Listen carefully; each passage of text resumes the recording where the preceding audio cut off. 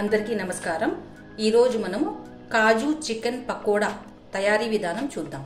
దీని కోసం నేను 300 గ్రాముల బోన్లెస్ చికెన్ ని తీసుకున్నాను। దీన్ని నేను ఉప్పు ఇంకా వెనిగర్ వేసిన నీటిలో 20 నిమిషాలు నానబెట్టి ఉంచుకున్నాను। 20 నిమిషాల తర్వాత వెనిగర్ వేసిన నీటిని ఉంపేసి మంచి నీళ్లు పోసి శుభ్రంగా వాష్ చేసుకొని ఈ గిన్నెలో వేసుకొని ఉంచుకున్నాను। ఇప్పుడు ఈ చికెన్ లోకి హాఫ్ టీ స్పూన్ ఉప్పు, 2 టీ స్పూన్ల కారం పొడి, పసుపు పావు టీ స్పూన్, ధనియా పౌడర్ 2 టీ స్పూన్లు, జీరా పౌడర్ పావు teaspoon, garam masala 1 teaspoon, kasuri methi 1 teaspoon, chicken masala half tablespoon, అల్లం వెల్లుల్లి పేస్ట్ హాఫ్ టేబుల్ స్పూన్, ఒక కోడిగుడ్డు।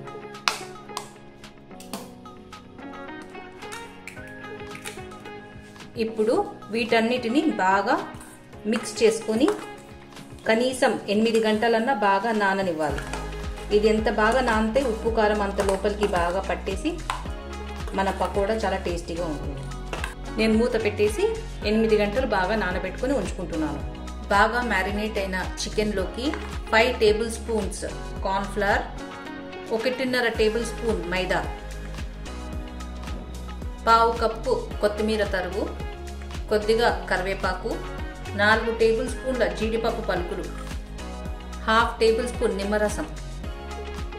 ఇప్పుడు వీటన్నిటిని బాగా మిక్స్ చేసుకోవాలి।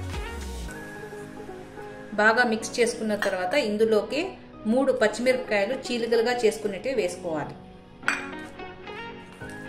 ఫ్రై చేసేటప్పుడు జీడిపప్పు పచ్చిమిరపకాయ అంటుకొని ఉండి అవి అలాగే డీప్ ఫ్రై చేయాలి। నూనె బాగా కాగిన తర్వాత మీడియం ఫ్లేమ్ మీద చికెన్ ముక్కలు ఒక్కటొక్కటిగా తీసుకొని వీటిని డీప్ ఫ్రై చేసుకోవాలి। వేసేటప్పుడు జీడిపప్పు అతుక్కొనే ఇలా వేసుకోవాలి।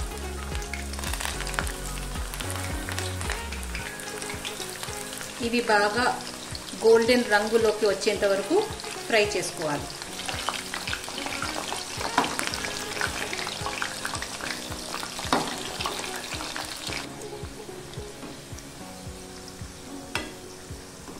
ఇలా బాగా బంగారు రంగులోకి వచ్చాక ప్లేట్లోకి తీసుకోవాలి।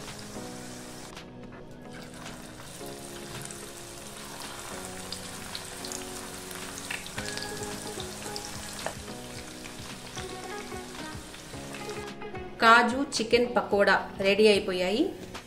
మీరు ఇంట్లో తప్పక ట్రై చేసి చూడండి।